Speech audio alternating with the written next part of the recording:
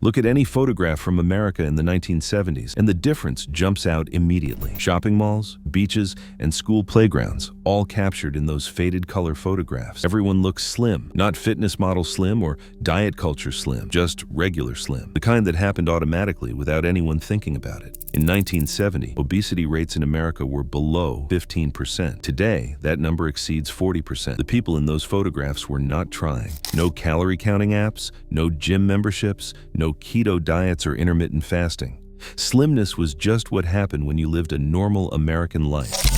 Something fundamental changed in the last 50 years about how Americans eat, move, and live. Walking was built into everything. People walked to corner stores multiple times per week. Kids walked to school in groups, sometimes a mile each way, with no parent supervision. Adults walked to the bus stop, to the post office, to visit neighbors, not for exercise, just because that is how you got places. Car ownership was lower than today. Many families had one car or none. The father took the car to work. Everyone else walked or took the bus. Running errands meant walking to multiple stores, carrying bags that got heavier with each stop. The butcher, the bakery, the produce market were all separate trips on foot. Housewives walked several miles just doing normal shopping, burning calories without thinking about fitness. Public transportation meant more walking, getting to the bus stop, waiting outside, transferring between routes, walking from the final stop to your destination. Every trip involved physical movement. People thought nothing of walking 20 minutes to save money. Even families with cars did not use them for every errand. Parking was limited near stores. You would park blocks away and walk. The jobs people worked demanded physical labor. Manufacturing employed millions. Steel mills, auto plants, textile factories,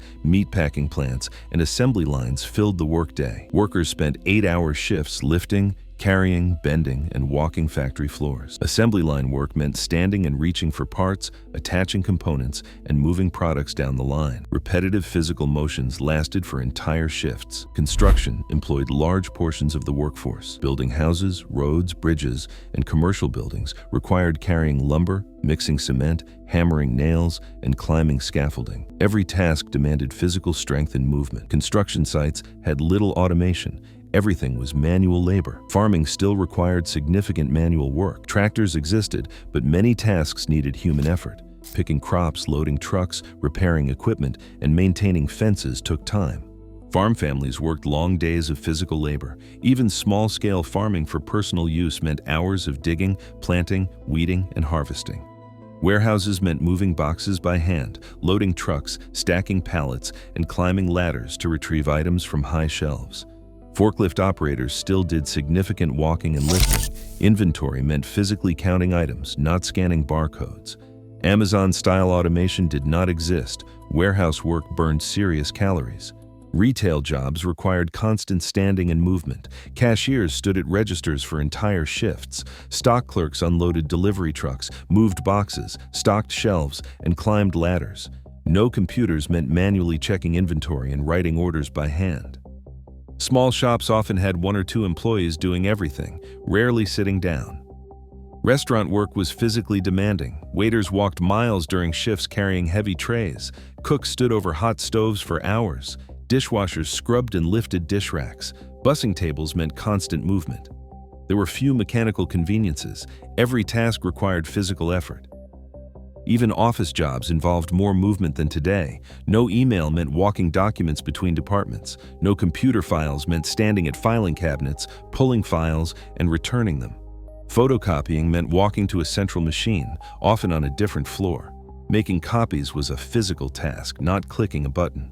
Manual typewriters required physical force with every keystroke. Your fingers got tired from typing. Carbon copies meant typing harder to make impressions through multiple sheets. Mistakes meant starting over completely, requiring more typing and more physical effort. Creating documents was physical work. Phone calls meant going to someone's desk rather than sending an email. If you needed to talk to someone in another department, you walked there. Inter-office mail required walking to mailrooms. Picking up packages meant walking to receiving. The office layout forced movement throughout the day. The shift from factory to office work had not happened yet. Service jobs like retail required standing for entire shifts. Cashiers stood at registers. Stock clerks climbed ladders and moved boxes. Restaurant workers stayed on their feet through long shifts. Sitting at a desk for 8 hours was less common than jobs requiring constant movement. Home maintenance required serious physical effort. Vacuum cleaners were heavy machines that needed pushing hard across carpets. There were no lightweight cordless models. Washing machines required manual loading, monitoring, and adjusting. Clothes went outside on clotheslines, requiring bending, reaching, and carrying wet laundry. Hanging a week's worth of laundry for a family of 4 took real effort. Women did most household work, and it burned significant calories. They swept floors with heavy brooms, scrubbed surfaces by hand, beat rugs outside, washed windows, waxed floors on hands and knees, and washed dishes for every meal. A full day of housework was genuinely exhausting physical labor. Yard work meant manual tools. People used push mowers without motors, raked leaves by hand, dug gardens with shovels, and trimmed hedges with manual clippers. Gardening was common, and many families grew vegetables. Maintaining a yard required hours of physical work each week. Kids spent hours outside every single day.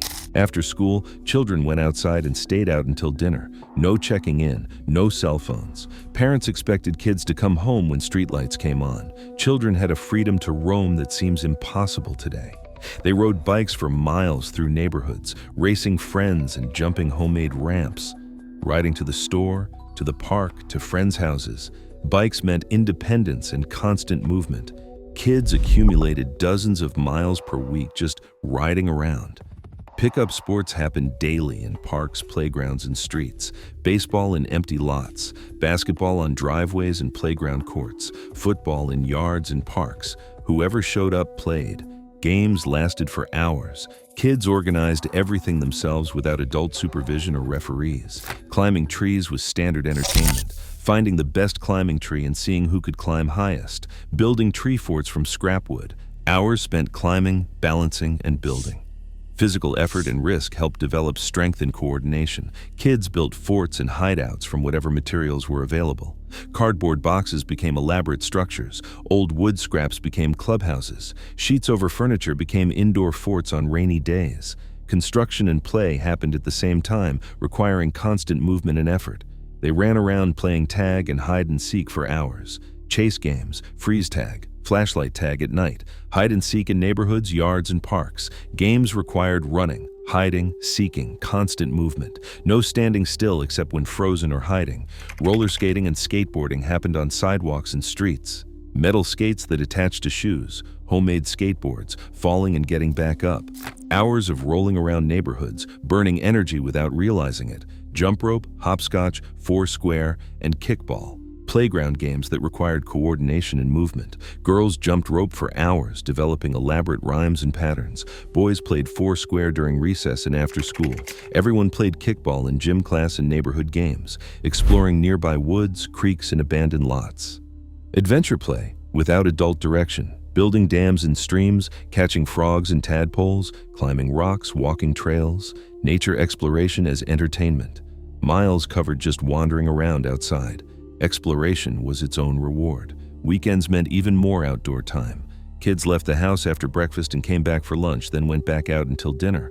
Summer days meant 10 to 12 hours outside, riding bikes to friends' houses miles away, swimming at public pools or lakes, playing in sprinklers in yards. Going to the park meant the whole day. Swings, slides, monkey bars, and merry-go-rounds. Playing on equipment until tired, then starting again. Inventing games, meeting other kids, coming home sunburned and exhausted from hours of physical activity. Television existed, but it could not compete with outside play. There were 3 channels, and programming was limited. No shows were aimed at kids except Saturday morning cartoons.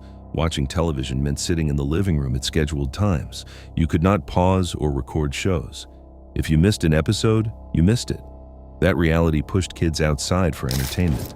There were no video games, except simple Pong. There were no home computers and no handheld devices. No one had screens in bedrooms. Entertainment required doing something active.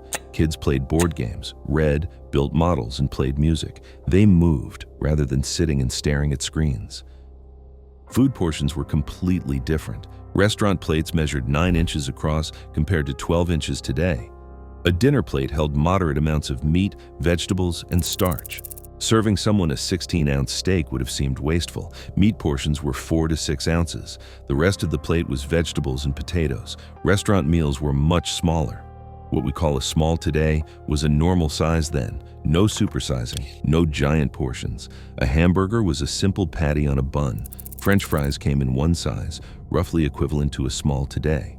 A regular soda was 6 to 8 ounces. That was it. No medium, large, or extra large options. Family meals at home followed similar patterns. Recipe books from the 1970s specified serving sizes that seem tiny now. A whole chicken fed a family of 4 across 2 meals. Roasted for Sunday dinner, then leftovers became chicken soup or chicken pot pie Monday night. Nothing went to waste. Mothers cooked from scratch because that made economic sense. A pound of ground beef cost less than frozen pre-made meals. A whole chicken cost less than chicken nuggets. Buying raw ingredients and cooking them yourself was the cheapest option. Convenience foods cost more, so families used them rarely. Cooking required real work and time.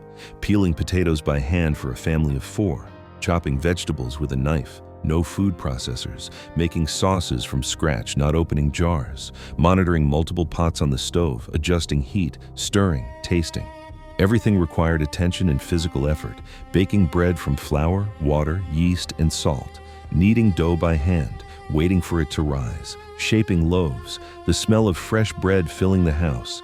Many families baked weekly because homemade bread was cheaper than bakery bread, making casseroles from basic ingredients, cooking pasta, preparing cheese sauce, mixing vegetables, baking until golden, creating complete meals in single dishes, meatloaf from ground beef, breadcrumbs, and seasonings, chicken and rice baked together, simple recipes but time-consuming to prepare. Preparing vegetables meant real work, shucking corn, snapping green beans, peeling carrots, washing lettuce leaf by leaf, cutting cabbage for coleslaw. Each vegetable required different preparation, no pre-washed, pre-cut vegetables in plastic containers. Everything came whole and needed processing. Meat preparation took time, trimming fat from roasts, cutting chicken into parts, pounding cutlets thin, making hamburger patties by hand, browning meat before adding to recipes. Cooking meat properly required attention and skill passed down through generations, making gravy from pan drippings, thickening with flour, adding stock, stirring constantly to prevent lumps, real gravy from actual meat juices, not packets or jars. This level of cooking meant dinner preparation started an hour or more before eating. Desserts were homemade when they happened, mixing cake batter by hand or with electric mixers, greasing and flouring pans, baking cookies from scratch, making dough, rolling or dropping, baking in batches, pie crust made from flour, butter, and water, rolled out by hand, cherry or apple filling prepared from fresh or canned fruit. Canning and preserving food was still common, making jam from summer berries, canning tomatoes from gardens, pickling cucumbers, pressure canning green beans and corn. Preserving food required equipment, time, and knowledge. Many women learned canning from their mothers and continued the practice. This labor-intensive process naturally limited portion sizes because making more food meant more work. You made what the family would eat for dinner, not extra portions. Making seconds meant more peeling, chopping, cooking. It was easier to make appropriate amounts than deal with excess preparation. Eating happened at set times. Breakfast came before school or work. Lunch came at noon, dinner came at 6. That was it. Snacking between meals was uncommon. If you got hungry between meals, you waited until the next meal. The phrase "you'll spoil your appetite" actually meant something. Kids who snacked before dinner would not eat their vegetables, so snacking was discouraged. Kitchen cupboards did not contain walls of snack foods. Maybe one box of crackers, maybe some cookies. Not entire shelves dedicated to chips, pretzels, snack cakes, granola bars, or fruit snacks.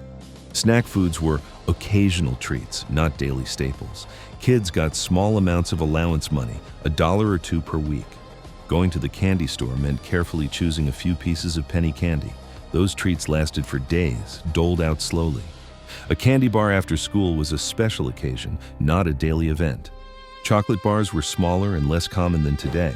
Schools did not have vending machines, no snack bars, and no soda machines in the hallways. The cafeteria served lunch. That was your food option. You ate what they served or you brought lunch from home. Cafeteria lunches were simple: a protein, a vegetable, a starch, and a small carton of milk. Sometimes a small dessert, like a cookie or fruit. Basic balanced meals without excessive portions. Workplace eating was structured. Office workers took a morning coffee break and an afternoon coffee break at set times. Maybe someone brought donuts once a week, or maybe you had a cookie with your coffee. Grazing at your desk all day was not acceptable. You ate at designated break times and at lunch, then went back to work. Workplaces did not have break rooms full of snacks, no vending machines on every floor, and no bowls of candy on desks. Food at work was minimal and scheduled. The idea of constantly eating throughout the workday did not exist. Soda was completely different. Bottles were 6 or 8 ounces, glass bottles, not plastic. A small size by today's standards was the only size available. You bought a 6-ounce bottle, drank it, and returned the bottle. That was your soda. No 2-liter bottles in refrigerators, no giant fountain drinks, and no free refills. Soda was a treat, not a daily drink. Kids drank water from the tap, milk with meals, or Kool-Aid mixed so weak you could barely taste it. Making a pitcher of Kool-Aid often meant using half the sugar the package suggested to make it last longer. A can of Coke was something you got at birthday parties or other special occasions. The average American drank about 25 gallons of soda per year in 1970. By 2000, that number reached 53 gallons. The difference came from availability and size. Soda fountains at restaurants offered one size, with no refills. Fast food places were not everywhere yet, so access to cheap soda was limited. Home cooking dominated because eating out was expensive. A restaurant meal cost what someone earned in half a day's work. Families ate out maybe once a month, if that. Going to McDonald's was a treat. Chinese restaurants were for special occasions. Regular weeknight dinners happened at home, cooked from scratch and served at the family table. Fast food existed, but had not taken over. McDonald's was spreading, but was not yet on every corner. Burger King, Wendy's, and Taco Bell were growing, but they were not ubiquitous. You could not find fast food in every town. Many smaller communities had local diners but no chains. Eating fast food multiple times per week was not possible for most Americans because the restaurants simply were not there. Drive-through service existed but was less common. Most fast food required walking inside and ordering at a counter. This small barrier reduced how often people ate fast food. Having to park, go inside, wait in line, and sit down to eat made it more of an event than grabbing food through a window. The food itself was less processed. Ultra-processed foods barely existed. Television dinners were new and seen as novelty items. Frozen meals were emergency options, not regular dinners. Most freezers held ice cream, frozen vegetables, and maybe some meat, not rows of frozen pizzas and complete meals. Bread came from bakeries or was made at home. Real bread used 4 ingredients: flour, water, yeast, and salt. The soft preservative-filled loaves designed to last 2 weeks did not exist yet. Bread went stale in a few days, so people bought it fresh or baked it themselves. Meat was recognizable as having come from an animal. Chops, roasts, whole chickens, ground beef. Not reformed into nuggets or patties shaped like dinosaurs. Fish meant actual fish, not breaded and fried mystery products. You could identify what you were eating by looking at it. High fructose corn syrup did not enter the food supply until the late 1970s. Before that, sugar was sugar and it cost money. Families used it carefully. Adding sugar to coffee or tea was a small luxury. Baking a cake often meant using up the sugar budget for the week. Sugar was not added to bread, crackers, pasta sauce, or salad dressing the way it is today. Breakfast cereals were simple: cornflakes, Cheerios, shredded wheat, Rice Krispies, plain cereals that needed sugar added if you wanted sweetness. The heavily frosted, chocolate-coated, marshmallow-filled cereals came later. A bowl of cereal in the 1970s contained maybe a quarter of the sugar in modern versions. Yogurt was plain and tangy. If you wanted sweetness, you added jam yourself. Flavored yogurts existed but were not packed with sugar like today. A container of yogurt was a simple fermented dairy product, not a dessert disguised as health food. Snack cakes and processed desserts existed but occupied limited shelf space. Hostess Twinkies, Ding Dongs, and Suzy Q's were around, but they were not everyday foods. You might buy a box for lunch boxes occasionally, but they were not daily snacks. Most desserts were homemade: cookies baked in the kitchen, cake for special occasions, pie on Sundays. Food marketing was minimal compared to today. Television had fewer commercials. No cable channels meant less advertising overall. Food companies marketed to kids during Saturday morning cartoons, but that was a few hours per week, not constant bombardment. Junk food was not advertised as heavily or as constantly. Grocery stores were smaller and carried fewer products. A typical supermarket in 1970 stocked about 9,000 products. By 2000, that number had reached 50,000. Most of the growth came from processed foods, snacks, and varieties of the same products. In 1970, you had one or two types of potato chips. By 2000, an entire aisle held dozens of varieties. The fresh produce and meat sections took up larger percentages of 1970s stores. Processed food aisles were smaller. Frozen food sections held basics, not the extensive variety that developed later. Shopping meant buying ingredients to cook, not buying prepared foods to heat up. Economic factors reinforced home cooking. Food represented a larger portion of household budgets. Families spent 25 to 30% of their income on food, compared to 10 to 15% today. With tighter budgets, wasting food or buying expensive convenience items was not an option. You bought what you needed, cooked it carefully, and ate everything. Throwing away food meant throwing away money in a way that hurt immediately. Families scraped plates into containers for leftovers. Leftover vegetables went into soup. Stale bread became breadcrumbs or bread pudding. Nothing went to waste because food was expensive relative to income. The 1973 oil crisis changed transportation patterns. Gas shortages, long lines at stations, and rising prices meant people drove less out of necessity. More walking, more biking, and more carpooling became common. Gas rationing in some areas meant you could not drive even if you wanted to. The 1979 oil crisis reinforced these patterns. Neighborhoods were more walkable. Local stores existed within walking distance of homes, with corner grocery stores in residential areas, hardware stores on main streets, and drugstores within blocks. Every neighborhood had essential shops, making car trips unnecessary for daily needs. Strip malls and big box stores had not yet replaced neighborhood shopping districts. Small independent businesses lined the streets. You knew the shopkeepers, and they knew you. Personal relationships made shopping a social activity, not just a transaction.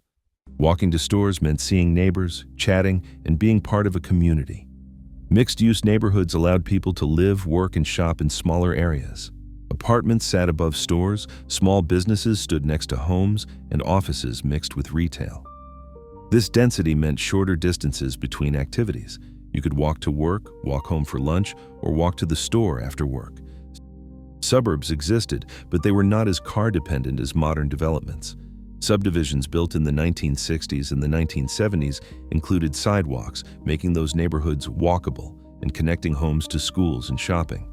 Kids could walk or bike to friends' houses safely. Adults could walk to neighborhood centers. Suburban design still accommodated pedestrians. The completely car-dependent sprawl that came later had not taken over yet. Neighborhoods were not just bedroom communities that required driving everywhere. Local employment, local shopping, and local services kept distances manageable. And this physical structure supported walking as normal transportation, not just recreation. Cities retained dense neighborhoods where walking was normal. Corner stores in every neighborhood sold basic groceries, newspapers, and cigarettes. Butchers, bakers, and small groceries were within blocks of apartment buildings and row houses. There was no need to travel far for daily essentials. Everything was local. Delis and sandwich shops were on every block in urban areas. Coffee shops were places you walked into for a quick cup, not drive-thrus. Diners served breakfast and lunch to neighborhood residents and workers. Urban commercial districts mixed with residential areas, creating walkable communities. Public transportation systems worked better because cities were denser. Bus stops were every few blocks. Subway stations were within walking distance. Streetcars existed in some cities. Transit use was higher in urban areas than today because the system served more concentrated populations. Walking and transit combined for most trips. Smoking rates were much higher. About 40% of American adults smoked in 1970, compared to about 15% today. Cigarettes suppressed appetite significantly. People who might have snacked instead smoked, and people who felt hungry between meals smoked. This appetite suppression contributed to lower body weights across the population. Smoking was everywhere, in offices, restaurants, airplanes, and homes. Ashtrays sat on many surfaces, and cigarette machines appeared in public places. Smoking after meals was common, and smoking during work breaks was routine. This widespread smoking and its appetite suppression effect contributed to lower calorie consumption. Cultural standards around weight were harsh. Doctors told patients bluntly to lose weight, with little concern for feelings. Employers commented on employee appearance. Family members openly discussed weight gain. Social pressure to stay slim was significant. Fashion reinforced this. Clothing came in limited size ranges. Plus-size options barely existed. If you gained weight, finding clothes became difficult. Stores did not stock larger sizes the way they do today. These practical problems motivated people to maintain stable weights. Gaining 20 pounds meant your entire wardrobe no longer fit. Television and movies featured almost exclusively slim actors. Variety shows, dramas, comedies, all cast slim people. Representation of diverse body types was nearly non-existent. Advertising showed slim families, and magazine covers featured slim models. Cultural messaging about body size was uniform and unquestioned. This representation shaped expectations across society. Media consumption reinforced that slim was normal. Most people seen on television, in magazines, and in movies were slim. This constant visual reinforcement created clear expectations about what bodies should look like. Schools required physical education multiple times per week. Gym class was mandatory, not optional. Kids changed into gym clothes and did actual exercise, including running, team sports, and calisthenics. There was an hour of required physical activity on multiple days per week. Recess was longer, often 30 to 45 minutes, with kids running around playgrounds. School sports were popular, but not the only option for physical activity. Children who did not play organized sports still got exercise through mandatory gym class and recess. The combination meant all children got regular physical activity as part of school, not just athletes. Everything changed starting in the 1980s. Fast food restaurants multiplied. By 1990, McDonald's, Burger King, Taco Bell, Wendy's, and Kentucky Fried Chicken covered the country. Every town had multiple fast food options. Drive-thrus made getting food even easier. No parking, no walking inside, just drive up and get handed bags of food. Value meals and dollar menus made fast food incredibly cheap. For many families, eating out became less expensive than cooking at home. A dollar burger, small fries, and a small drink could cost less than buying the ingredients to make a meal. Economic incentives shifted toward convenience food rather than home cooking. Portion sizes exploded. Supersizing became standard. McDonald's introduced supersizing in 1994, but the trend started earlier. Medium became the new small. Large became the new medium. Extra large appeared. Soda cups grew from 8 ounces to 16 ounces to 32 ounces to 44 ounces. Fast food French fry portions roughly tripled. Restaurants followed the supersizing trend. Cheesecake Factory, Olive Garden, Applebee's, and TGI Fridays served massive portions. A single appetizer could contain 1,000 calories. Main courses often required takeout containers because finishing them was impossible. People still tried, and plates got bigger to hold more food. Convenience stores transformed into food centers. In the 1970s, gas stations sold gas and maybe some candy. By the 1990s, they sold hot dogs, nachos, burritos, pizza, sandwiches, and full coffee bars. Stopping for gas became an opportunity to buy 500 calories of food. 24-hour availability meant getting food anytime.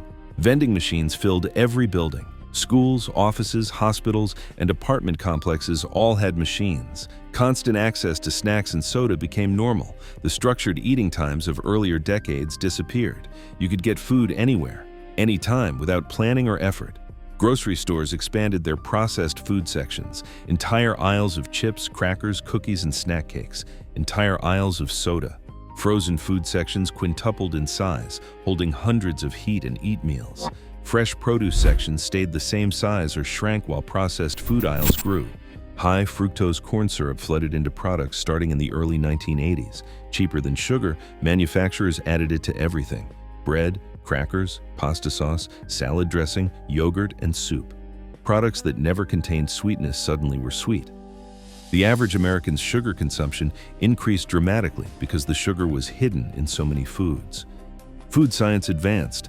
Companies hired scientists to engineer products that triggered overconsumption. They discovered the bliss point, the exact combination of salt, sugar, and fat that made people unable to stop eating. Doritos, Oreos, Pringles, and other snacks were designed to be highly addictive. Testing in labs aimed to find the perfect crunch, the perfect melt, and the perfect flavor intensity. Texture engineering created foods that dissolved quickly in the mouth, preventing the jaw fatigue that naturally stops eating. Flavors became more intense than anything in nature. Real strawberries could not compete with artificial strawberry flavor. Natural cheese seemed bland compared to processed cheese products. Taste buds recalibrated to artificial intensity. Marketing to children intensified. Entire cable channels aimed at kids ran food commercials constantly. Cartoon characters appeared on cereal boxes. Toys came in fast food meals. Product placement showed processed food in children's shows. The industry created brand loyalty and cravings from toddler age. Billions of dollars were spent on advertising processed food specifically to children. Family dinner culture collapsed. In the 1970s, families ate together at the table most nights. By the 2000s, everyone ate different foods at different times. Kids ate chicken nuggets while watching television. Parents ate takeout at different hours. Teenagers ate in their rooms. The shared family meal became occasional rather than daily. Snacking became constant. The concept of 3 meals a day disappeared for many people. Snacking throughout the day became normal, grazing from morning to night. Snack foods represented a tiny portion of food spending in 1970. By 2000, Americans spent more on snacks than on fruits and vegetables combined. Work culture embraced food. Office birthday cakes happened weekly. Donuts appeared at meetings. Pizza became the usual lunch for meetings. Candy bowls sat on desks. Break rooms were stocked with snacks. Food became team building. Refusing food was treated as rude. People ate at work not from hunger but from social obligation and availability. Technology eliminated movement from work. Email replaced walking documents. Computer files replaced filing cabinets. Electronic systems replaced manual processes. An office worker could sit at a desk for 8 straight hours without standing. The baseline movement that the 1970s office work required vanished. Jobs shifted from physical to sedentary. Manufacturing declined. The service sector expanded, mostly with desk jobs. Retail automation reduced physical labor. Warehouse work became more automated. The jobs that once employed millions in physically demanding work disappeared or changed.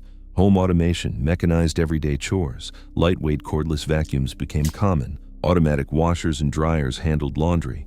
Dishwashers appeared in more homes. Riding lawnmowers and leaf blowers made yard work easier. Tasks that once required physical effort no longer burned significant calories. Screen entertainment exploded. Cable television offered hundreds of channels. VCRS came first, then DVD-S, then streaming. Video game systems, computers, smartphones, and tablets put entertainment within arm's reach. Unlimited entertainment was available while sitting motionless. The limited entertainment options that pushed people toward activity were replaced by infinite, passive options.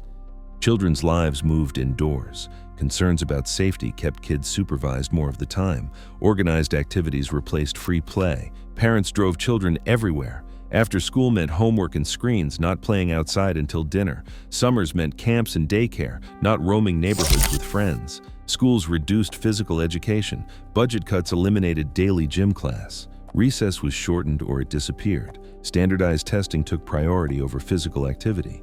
Many schools offered gym class once or twice per week, not daily. Some eliminated recess entirely to maximize classroom time.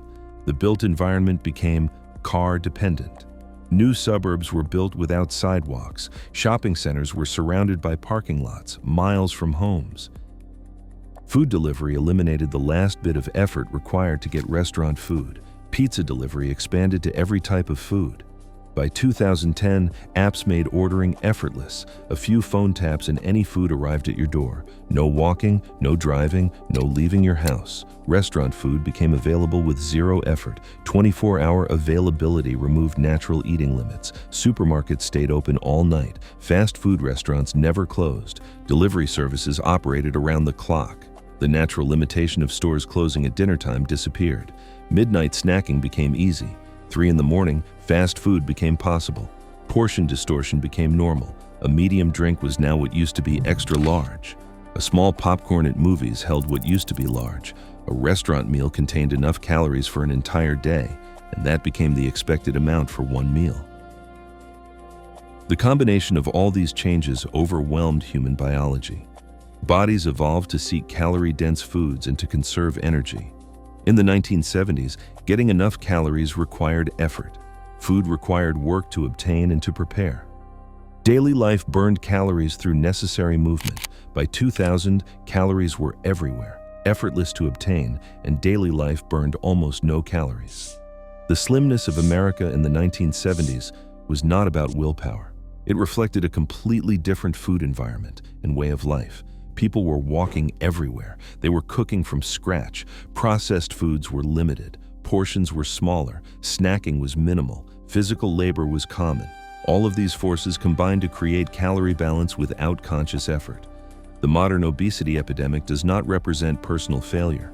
It shows how dramatically food systems, the built environment, and daily routines transformed in just 50 years. The biological mechanisms that once naturally regulated weight were overwhelmed by cheap, abundant food engineered for overconsumption, combined with a largely sedentary lifestyle that required almost no physical movement.